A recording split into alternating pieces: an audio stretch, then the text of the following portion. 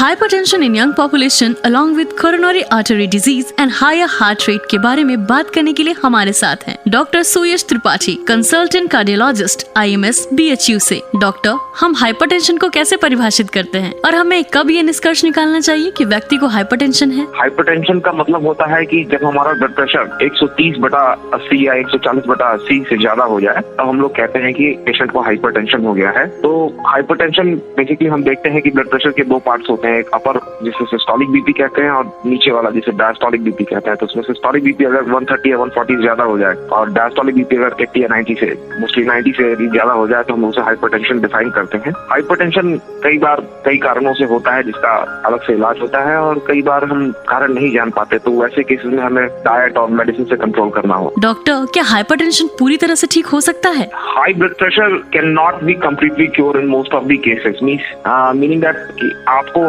Continuous medicine खानी पड़ती है। Most of the time life long आपको मेडिसिन कंटिन्यूअस खानी पड़ती है। कई बार कुछ ऐसे केसेस होते हैं जिसमें कि ब्लड प्रेशर किसी अदर कॉज के कारण होता है, जो कि बहुत 5% केसेस में ही ऐसा होता है। तो उन केसेस में अगर हम लोग वो कॉज, वो प्रॉब्लम अगर ट्रीट कर दे तो हाई ब्लड प्रेशर ट्रीट हो जाता है। But otherwise most of the cases में हाई ब्लड प्रेशर की दवा हमें कंटिन्यूअस लाइफ लॉन्ग खानी पड़ती है और इसलिए बहुत जरूरी है। हम लोग हाइपरटेंशन को साइलेंट किलर कहते हैं, क्योंकि साइलेंट किलर इसीलिए कहते हैं कि यदि आपका हाई ब्लड प्रेशर है तो हाई ब्लड प्रेशर के सच कोई सिम्टम नहीं है, लेकिन हाई ब्लड प्रेशर के कारण हमें हार्ट अटैक होने का रिस्क हो सकता है, स्ट्रोक का रिस्क हो सकता है, किडनी डैमेज हो सकते हैं। So that's why hypertension is called a silent killer और हमें इसकी मेडिसिन कंटिन्यू लाइफ लॉन्ग खानी चाहिए। अच्छा डॉक्टर, क्या हाल में ही युवा रोगियों में हाइपरटेंशन और दिल के दौरे की घटनाओं में वृद्धि हुई है? यदि हाँ, तो इसका कारण क्या हो सकता है? हाइपरटेंशन का आजकल सबसे जो इम्पोर्टेंट कॉज है इनअप्रोप्रिएट डाइट और दूसरा जो है lack of exercise, sedentary lifestyle. So because of the technology अब उतनी ज्यादा आ गई है, सबके पास मोबाइल फोन आ गया है, कंप्यूटर आ गया है, तो लोग बैठ के ही